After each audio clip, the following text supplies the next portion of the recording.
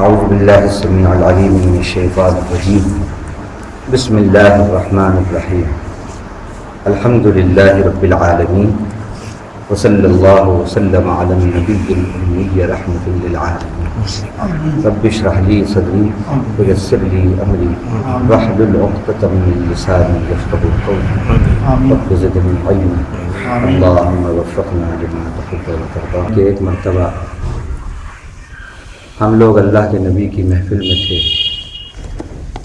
آپ نے دجال کا تذکرہ کیا اور اس انداز سے کیا کہ اس کی حقارت معلوم ہو رہی تھی کہ وہ بالکل یعنی انسان کسی شخص کی اگر کوئی ایسے عیوب ہوں اور ان عیوب کو بیان کرے تو سننے والے کے دل میں اس کے لیے حقارت آتی ہے.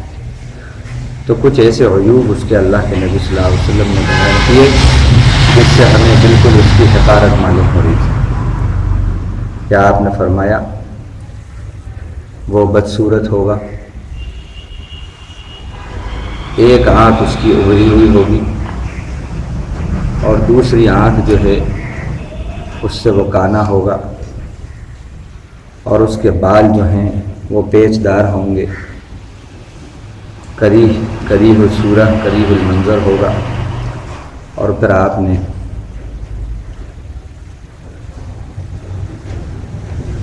ایک شخص جو تھا جو زمانہ جہالت کے اندر وہ بڑا بدصورت شخص تھا, اس کی مثال دے کر بھی آپ نے فرمایا کہ میں تمہیں بتاؤں کہ اس کی صورت میں وہ کیسا ہوگا.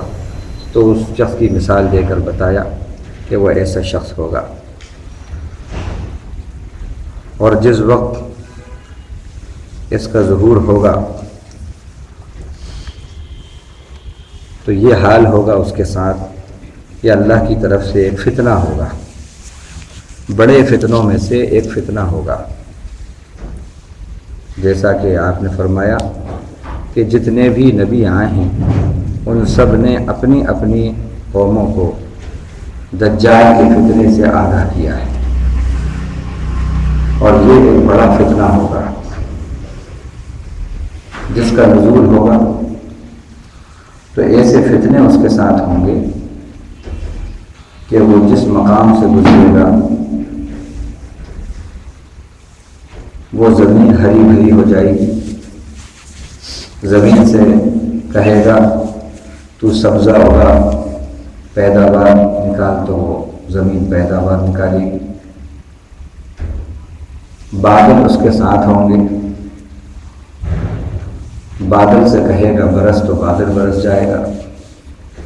اور لوگ ایسے اس کے پیچھے پیچھے ہوں گے. آپ نے مثال دے کے فرمائی جیسے شہد کی مکھیاں ایک جو ملکہ مکھی ہوتی ہے اس کے پیچھے جیسے ہوتی ہیں, اس طرح زمانہ لوگ اس کے پیچھے پیچھے پیچھے پیچھے ہو لیں گے, ایک جھنڈ اس کے ساتھ ہوگا. وہ لوگوں کو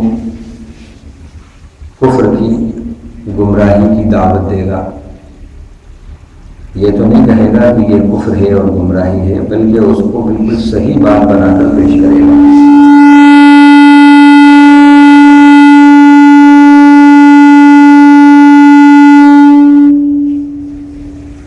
جو اس کی بات کو مانے گا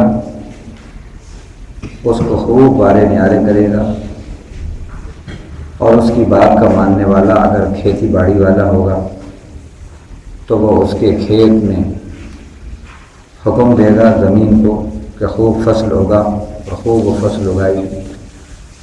بادل کو حکم دے گا تو وہ اسے کھیت پر برسے گا, یعنی خوب اسے خوشحال بنا دے گا. اور جو اس کی بات کو نہیں مانے گا وہ اس سے ناراض ہوگا اور ناراض ہو کر چلا جائے گا, تو اس کی زمین بالکل بنجر ہو جائے گی, وہ کنگال ہو جائے گا. اور جو ایمان والا ہوگا اللہ اس کو ثابت قدمی دیں گے. پھر ایک شخص کو جو تن و من ہوگا اس کو بلائے گا اور بلا کر ان کے دو ٹکڑے اس کے کر دے گا, اور اتنی دور وہ دو ٹکڑے ہو جائیں گے اس شخص کے، جیسا کہ اللہ کے نبی نے فرمایا مثال دے کر کہ تیر انداز جو تیر چلاتا ہے، نشانہ لگاتا ہے، جتنی دور اس کا نشانہ ہوتا ہے اتنی دور وہ ہو جائے گا۔ ایک ادھر ٹکڑا رکھے گا، ایک ادھر ٹکڑا، اور پھر حکم دے گا وہ دونوں ٹکڑوں کو ملنے کا، وہ دونوں ٹکڑے مل جائیں گے اور پھر زندہ ہو جائے گا، اور پھر بتائے گا دیکھو میں ہی خدا ہوں، دیکھو میرے حکم سے کس طرح یہ سب کام ہو رہا ہے۔ تو جو لوگ گمراہ ہونے والے ہوں گے، جہنمی ہوں گے، اس کی بات کو مان لیں گے، اور جو ایمان والے ہوں گے وہ اس کا انکار کر دیں گے۔ جو انکار کرے گا اس کو وہ قتل کر دے گا، اور جو اس کی بات کو مانے گا اس کو باقی رکھے گا۔ اسی طرح آتا ہے کہ وہ ایک مقام سے گزرے گا، ایک شخص کو کہے گا کہ مجھے خدا مان، میں خدا ہوں، وہ ایمان والا شخص ہوگا، وہ نہیں مانے گا، کہے گا کہ نہیں، تو وہی ہے جس کے بارے میں نے اپنے نبی کی بات کو سنا، نبی کی بات مجھ تک پہنچی ہے کہ تو کالا دجال ہے، اور جو علامتیں میرے نبی نے بتائی تھیں وہ پوری علامتیں تجھ میں پائی جا رہی ہیں، میں تیری بات کو نہیں مانوں گا، تو فتنہ ہے۔ یہ سن کر وہ ناراض ہو جائے گا اور اس کو قتل کر دے گا۔ پھر اس کے بعد حکم دے گا اس کو زندہ ہونے کا، تو وہ زندہ ہو جائے گا،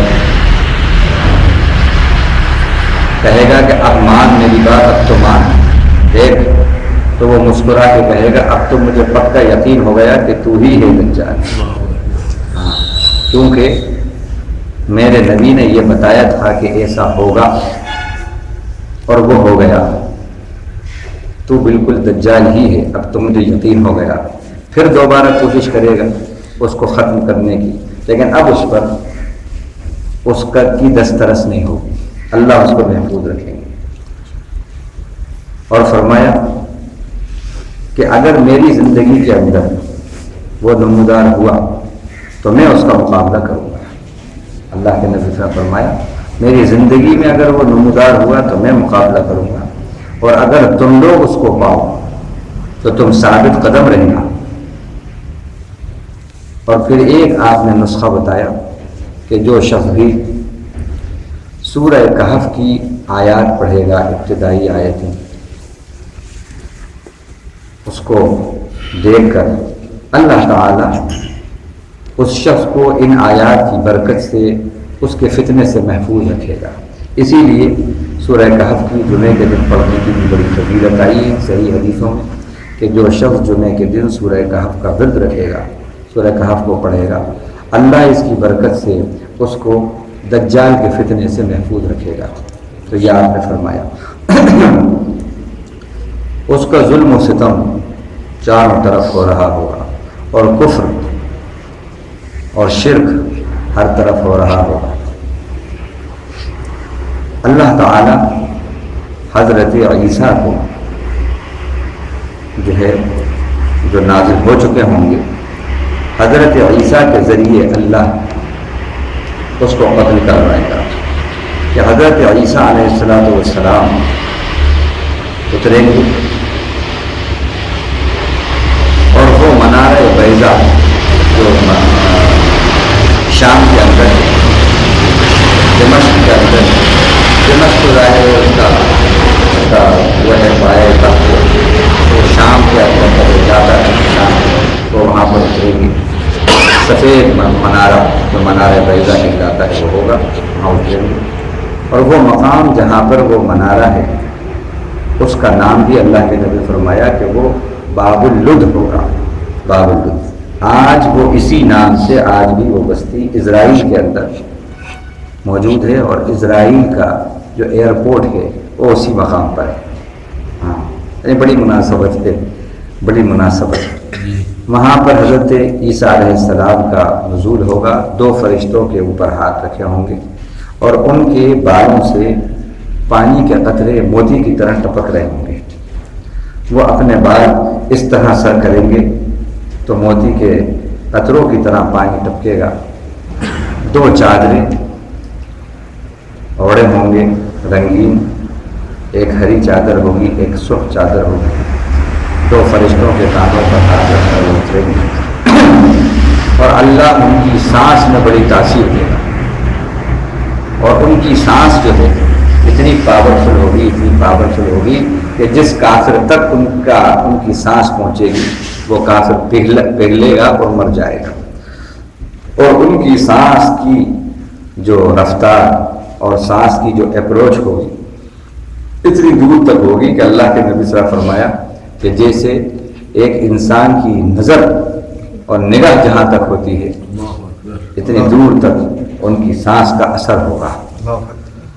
تو حضرت عیسیٰ علیہ السلام اس کا پیچھا کریں گے، وہ بھاگے گا، ایک مقام پہ چھپ جائے گا.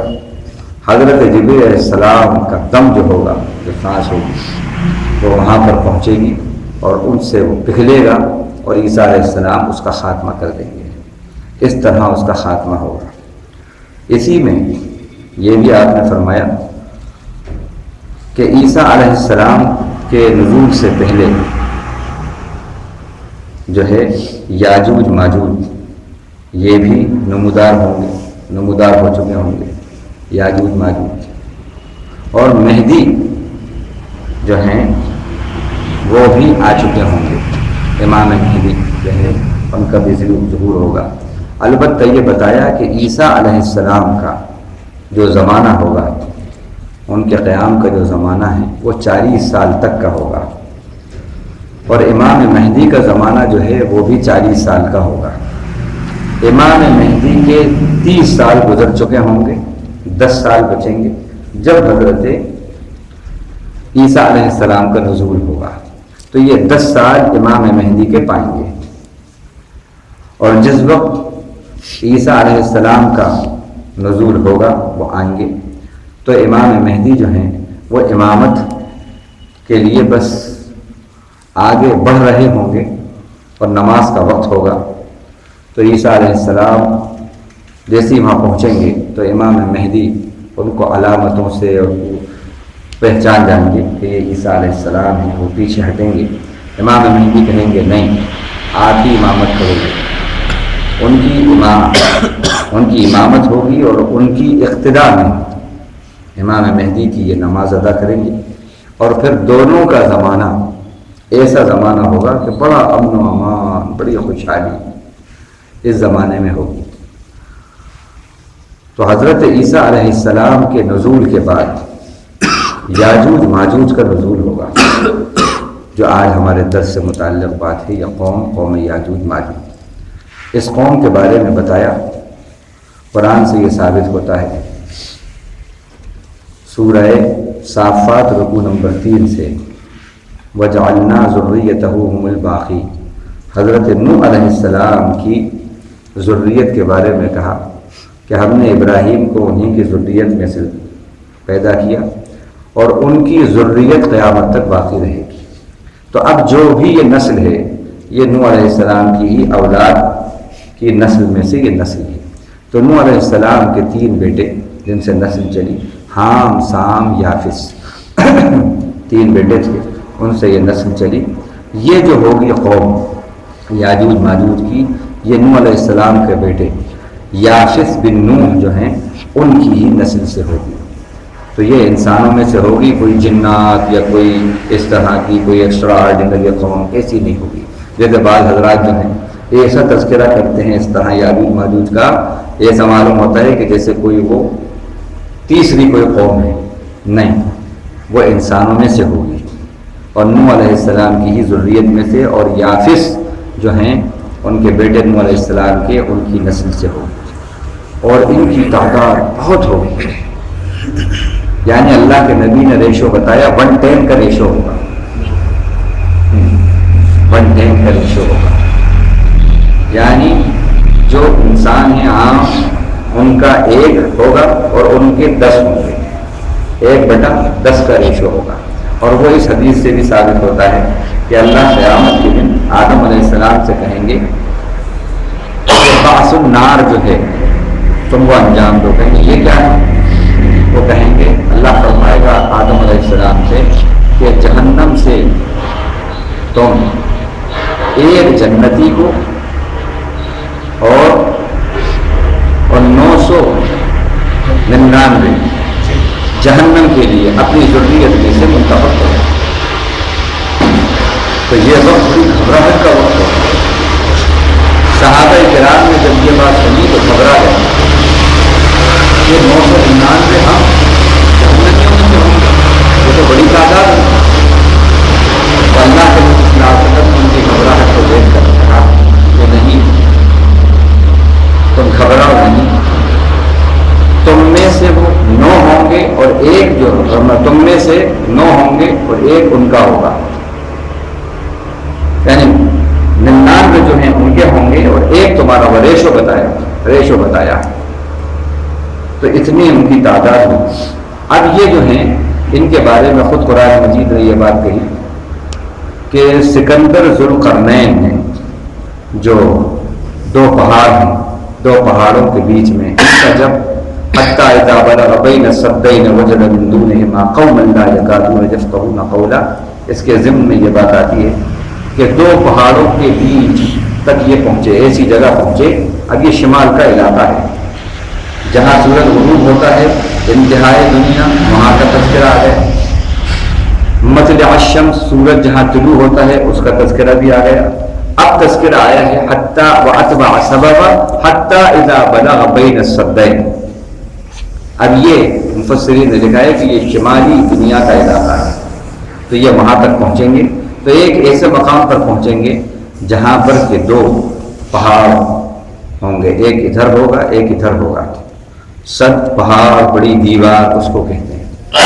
حتی اذا بلغ بین السدین، یہاں تک کہ وہ ان دونوں کے درمیان پہنچیں گے تو وہاں پر ایک ایسے قوم کو پائیں گے ذوالقرنین کہ وہ لا یکادون یفقہون قولا، کچھ بھی نہیں سنتی ہوگی، یعنی جانتی ہوگی، یعنی ان کی زبان وہ نہیں جانیں گے، ان کی زبان یہ نہیں جانیں گے۔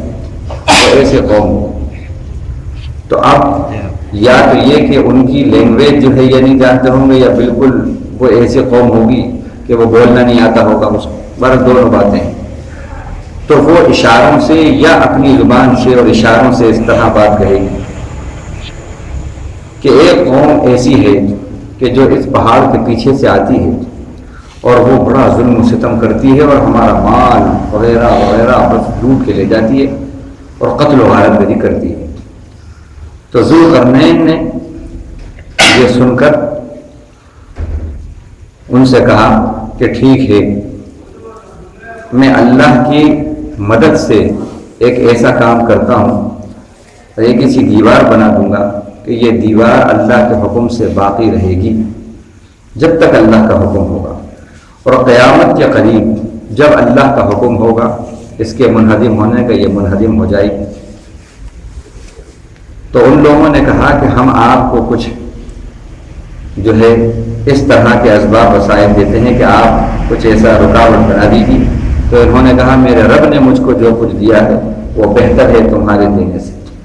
تو پھر وہ حکم دیں گے کہ لوہے کی جو شیٹس ہیں یا لوہے کے ٹکڑے جو ہیں، زبر الحدید، وہ لے کر آؤ۔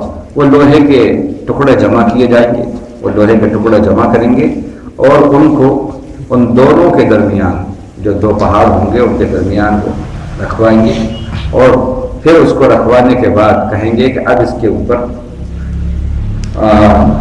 جو ہے سیسا آگ جلائیں گے اور پھر سیسا اس کو پگھلائیں گے اور پھر وہ اس میں ڈالیں گے اور ایک دیوار تعمیر کر دیں گے اور بڑی مضبوط دیوار ہو۔ پھر اس کے بعد وہ یہ کہیں گے کہ یہ میرے رب نے حکم دیا کہ میرے رب کے فضل سے یہ میں نے کیا ہے، تم ان کے شر سے محفوظ رہو گے، اور جب اللہ کا حکم آئے گا تو یہ دیوار ریزہ ریزہ ہو جائے گی۔ دکا اللہ اس دیوار کو بالکل ٹکڑے ٹکڑے کر دے گا۔ چنانچہ وہ اسی جگہ پر ہے، وہ قوم جو ہے اسی جگہ پر ہے اور ان کی تعداد کافی ہے۔ قیامت کے قریب ان کا ظہور ہوگا اور حضرت عیسیٰ علیہ السلام کے ہی زمانے میں ان کا ظہور ہوگا۔ اب جب یہ وہاں سے نکلیں گے تو اتنے طاقتور لوگ ہوں گے، یہ اتنی طاقتور قوم ہوگی کہ یہ بحیرہ طبریہ ایک دریا ہوگا، اس دریا پر سے ان کا گزر ہوگا تو حدیث میں آتا ہے کہ پورا پانی اس دریا پر سے پی جائیں گے۔ وہ دریا جو ہے پوری خشک ہو جائے گی، چھوٹا موٹا دریا ہوگا یا جیسا بھی ہو، بہرحال بحیرہ طبریہ کا اس میں لفظ آیا۔ جب یہ آگے بڑھیں گے کچھ لوگ ادھر سے گزریں گے اس دریا کے پاس سے، تو دیکھیں گے یہاں کبھی پانی تھا بھی کہ نہیں، بالکل ایسا حال ہو جائے گا جیسے کہ ہم لوگ یہ جو کون سا ساگر ہے، ہمایت ساگر میں کچھ سال پہلے جب بالکل قحط سالی کا زمانہ تھا تو وہاں پر گاڑیاں چل رہی تھیں اور وہاں پر صلاۃ استسقاء پڑھی لوگوں نے بالکل بیچوں بیچ، اور دھول اڑ رہی تھی اس کے اندر، گندی پیٹ جسے کہتے وہاں پر، تو بالکل ایسا وہ بحیرہ طبریہ ہو جائے گا تو لوگ اسے دیکھ کر کہیں گے یہاں کبھی پانی تھا بھی کہ نہیں، ایسا اتنی ان کی طاقت اور اتنی کثرت ہوگی، ان کی اتنی کثرت ہوگی، اور بڑا ظلم و ستم، قتل و غارت گری ان کی جو ہے عام ہوگی، لوگوں پر ظلم و ستم کریں گے، بس یہ سمجھیں گے کہ ہم ہی ہم ہیں، پوری دنیا کے اندر ہماری حکمرانی ہے، بس ہم ہی ہم۔ ظلم و ستم اتنا بڑھے گا کہ لوگ جو بیچارے ان کے ماتحت ہو جائیں گے ان کو وہ فائدے پہنچائیں گے، جو ان کی بات نہیں مانیں گے ان کو نقصان پہنچائیں گے۔ ظلم و ستم کا اتنا ان کا بازار گرم ہوگا کہ وہ کہیں گے کہ چلو اب ہم نے ہمارے مخالفین کو جو تھے ان سب کو قتل کر دیا، اور پھر ایک پہاڑ پر وہ چڑھیں گے اور پھر وہاں پر چڑھ کر وہ کہیں گے چلو اب زمین والوں سے تو ہمارا مقابلہ ہو گیا، وہ تو ہمارے ماتحت ہو گئے، اب ذرا آسمان والوں کی خبر لیتے ہیں، بے وقوف ہوں گے اور پھر تیر جو ہیں وہ تیر چلائیں گے۔ اللہ میاں بھی خوب ہیں، ظالم کو خوب موقع دیتے ہیں، اچھا چلو اب ذرا تم ظلم و ستم کے بازار گرم کر رہے ہو، کر لو جتنا اودھم مچا سکتے ہو مچا لو۔ تو یہ جب تیر پھینکیں گے آسمان کی طرف تو اللہ تعالیٰ ان تیروں کو خون لگا کر واپس کرے گا، تو یہ کہیں گے او دیکھا اب دنیا میں بھی ہم نے سب کو کر لیا، اور آسمان میں بھی جو مخلوق ہے بلندی میں ان پر بھی ہماری حکمرانی ہو گئی، یہ حال ان کا ہوگا۔ اللہ تعالیٰ عیسیٰ علیہ السلام کو حکم دیں گے کہ دیکھو اب ان کا نزول ہونے والا ہے، ان کے نزول سے پہلے ان کے خروج سے پہلے یا ظہور سے پہلے تم جو ہے اپنے ایمان والے جو بھی تمہارے لوگ ہیں تمہارے ساتھ ہیں ان کو لے کر طور پہ چلے جاؤ، کوہ طور۔ چنانچہ عیسیٰ علیہ السلام اپنے ساتھیوں کو لے کر جو ایمان والے ہوں گے ان لوگوں کو لے کر کوہ طور پہ چلے جائیں گے، کیونکہ عیسیٰ علیہ السلام اور ان کے ساتھیوں کی تعداد ان کے مقابلے میں کم ہوگی، تو وہ وہاں چلے جائیں گے، وہاں پر محفوظ ہوں گے، اور جو ایمان والے جہاں جہاں بھی ہوں گے وہ اپنی اپنی حفاظت جس طرح چاہیں گے کریں گے، اللہ تعالیٰ ان کو ایمان کی برکت سے محفوظ رکھے گا۔ لیکن ان کا ظلم و ستم جب بڑھے گا حد سے زیادہ تو اب عیسیٰ علیہ السلام اور ان کے ساتھی اللہ سے دعا کریں گے، وہ پہاڑ کے اوپر وہ دعا کریں گے، اللہ تعالیٰ عیسیٰ علیہ السلام کی دعا سے یہ کرے گا کہ ان کے گردن کے اوپر ایک دانہ اٹھے گا عدسہ، اور وہ دانہ اتنا بڑھے گا پھیلے گا کہ اسی میں کینسر کا سبب بنے گا اور اسی میں وہ مر جائیں گے۔ تو عیسیٰ علیہ السلام کی دعا کا یہ اثر ہوگا کہ ان سب کا خاتمہ ہوگا۔ اب عیسیٰ علیہ السلام کو معلوم ہو جائے گا وحی کے ذریعے کہ ان کا خاتمہ ہو گیا، تو اب وہ اپنے ساتھیوں کو لے کر جب نیچے اتریں گے تو معلوم ہوگا کہ لاشیں پڑے ہوئے ہیں اور زمین پٹ رہی ہے لاشوں سے، تو اب وہاں یہ ہوگا کہ تعفن پھیل رہی ہوگی، کیونکہ انسانوں سے زیادہ ان کی تعداد، تعفن پھیل رہا ہوگا۔ پھر عیسیٰ علیہ السلام اللہ سے دعا کریں کہ اللہ نجات دیجیے، تو پھر اللہ تعالیٰ کچھ پرندوں کو نمودار کرے گا، وہ پرندوں کی گردنیں اونٹوں کے برابر ہیں، ایسے وہ پرندے ہوں گے، وہ آئیں گے اور ان کو چنیں گے اور اللہ کے حکم سے جہاں اللہ ان کو حکم دے گا وہاں ان کو لے جا کر پھینک دیں گے۔ بعض روایتوں میں آتا ہے کہ بڑے سمندر کے اندر ان کو لے جا کے وہ پھینک کے آئیں گے، پھینک دیں گے۔ پھر اس کے بعد ایک اللہ تعالیٰ بارش کرے گا، بارش ہوگی، وہ بارش سے بالکل جو بھی تعفن وغیرہ اور جو گندگی تھی وہ سب صاف ہو جائے گی، اور زمین موتی کی طرح چمکنے لگے گی، صاف شفاف ہو جائے گی۔ ہاں بالکل اس طرح کا معاملہ ہو۔ اب یہ زمانہ جو ہوگا، اب اس وقت کا زمانہ سب کافر کفر و شرک سب کا خاتمہ ہو جائے گا۔ اب یہ زمانہ بالکل ایمان والوں کا، مومنین کا، موحدین کا زمانہ ہوگا۔ یہ زمانہ بہت ہی خوشحالی کا زمانہ ہوگا۔ حدیث میں آتا ہے یہ زمانہ بڑی خوشحالی کا زمانہ ہوگا۔ اتنی خوشحالی ہوگی کہ ایک بکری کا دودھ پورا گھر جو ہے وہ پی لے گا، اور ایک گائے کا دودھ پورا قبیلے کے لیے کافی ہو جائے گا۔ ایک اونٹ کا دودھ، اونٹنی کا دودھ پورے کئی قبیلوں کے لیے کافی ہو جائے گا، اور ایک اناج اتنا بڑا ہوگا کہ اس کو پوری فیملی کھائے گی، اور اس کا جو چھلکا ہے اس کا چھپر بنا گی۔ ایسی خوشحالی ہوگی۔ اب اس کے بعد جو ہوگا کیا ہوگا؟ اب بالکل یہ سب قیامت کی نشانیاں ہیں، یہ علامات الساعہ قیامت کی نشانی ہیں۔ اس کے بعد اب وقت آ جائے گا، بس سور کے پھونکنے کا، قیامت کا وقت قریب ہے۔ تو اللہ تعالیٰ ایمان والوں کے بدن کے اندر روایت میں آتا ہے کہ ایک بیماری ان کو دیں گے کہ بس وہ ہلکی پھلکی بس وہ ہوگی، اور اسی میں معمولی سی بس بیماری کے اندر ان سب کا خاتمہ ہو جائے گا۔ یا یہ بھی آتا ہے بعض روایتوں میں ایک ہوا چلے گی، اور وہ ہوا کا اثر یہ ہوگا کہ اس ہوا سے بس ان کے اوپر ایک موت بڑی آسانی سے بس موت طاری ہو جائے گی بغیر کسی تکلیف کے، اور وہ سب ختم ہو جائیں گے۔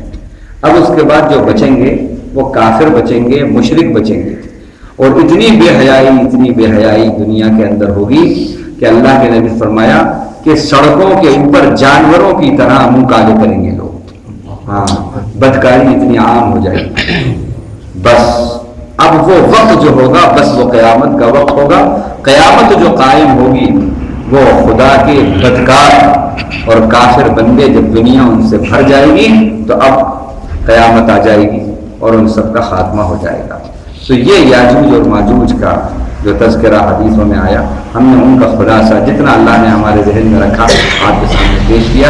اب اس کے بعد اس کو اپنے ذہن میں رکھیے۔ اب آج کی آیات 92 نمبر کی آیات سے شروع ہوتا ہے آج کا درس۔ اعوذ باللہ من الشیطان الرجیم، بسم اللہ الرحمن الرحیم۔ فاتبع سببا، بات چل رہی تھی مغرب کی انتہا تک پہنچ گئے حضرت ذوالقرنین، اور مشرق کی انتہا تک پہنچ گئے، اور وہاں پر اسلامی حکومت انہوں نے قائم کر دی۔ توحید پر جو لوگ ہیں ان کے لیے فراوانیاں اور ان کے لیے سہولتیں پیدا کی، جو لوگ شرک پر قائم رہے ان کو سزائیں دی۔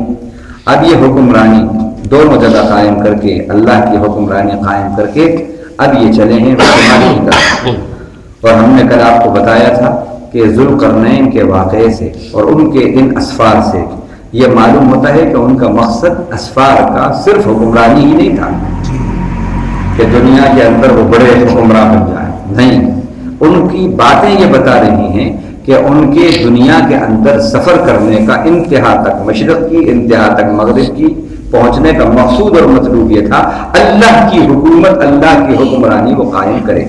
کیونکہ ان کی ان باتوں سے یہ معلوم ہوا اما من آمن وعمل صالحا فله جزاء الحسنى وسنقول له من امرنا يسرا ثم اتبع سببا۔ اس سے یہ بات معلوم ہوتی ہے کہ ان کی حکمرانی جو تھی ایمان کے لیے تھی، ایمان کی اشاعت کے لیے تھی، اسلام کی اشاعت۔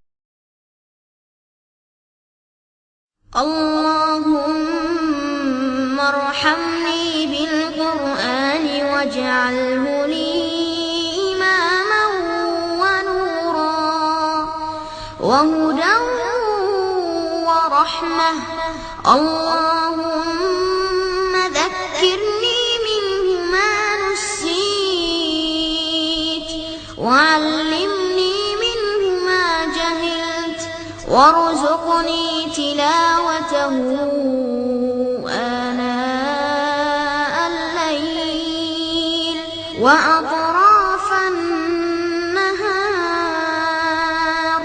واجعله لي حجة يا رب العالمين. اللهم أصلح لي ديني الذي هو عصمة أمري وأصلح لي دنياي التي فيها معاشي وأصلح لي آخرتي التي فيها معادي واجعل الحياة زيادة لي في كل خير واجعل الموت راحة لي من كل شر. اللهم اجعل خير عمري آخرة وخير عملي خواتمة وخير أيامي يوم ألقاك وخير أيامي يوم ألقاك فيه. اللهم إني أسألك عيشة هنية وميتة سوية ومردا غير مخزي ولا فاضح. اللهم إني أسألك خير المسألة وخير الدعاء وخير النجاح وخير العلم وخير العمل وخير الثواب وخير الحياة وخير الممات. وثبتني وثقل موازيني وحقق إيماني وارفع درجتي وتقبل صلاتي واغفر خطيئاتي وأسألك العلا من الجنة. اللهم إني أسألك موجبات رحمتك وعزائم مغفرتك والسلامة من كل إثم والغنيمة من كل بر والفوز بالجنة والنجاة من النار. اللهم أحسن عاقبتنا في الأمور كلها وأجرنا من خزي الدنيا وعذاب الآخرة. اللهم اقسم لنا من خشيتك ما تحول به بيننا وبين معصيتك ومن طاعتك ما تبلغنا بها جنتك ومن اليقين ما تهون به علينا مصائب الدنيا ومتعنا بأسماعنا وأبصارنا وقواتنا ما أحييتنا واجعله الوارث منا واجعل ثأرنا على من ظلمنا وانصرنا على من عادانا ولا تجعل مصيبتنا في ديننا ولا تجعل الدنيا أكبر همنا ولا مبلغ علمنا ولا تسلط علينا من لا يرحمنا. اللهم لا تدع لنا ذنبا إلا غفرته ولا هما إلا فرجته ولا دينا إلا قضيته ولا حاجة من حوائج حوائج الدنيا والآخرة إلا قضيتها يا أرحم الراحمين. ربنا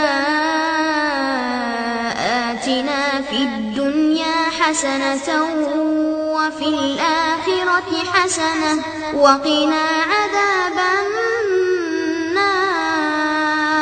وصل اللهم على نبينا محمد وعلى آله وصحبه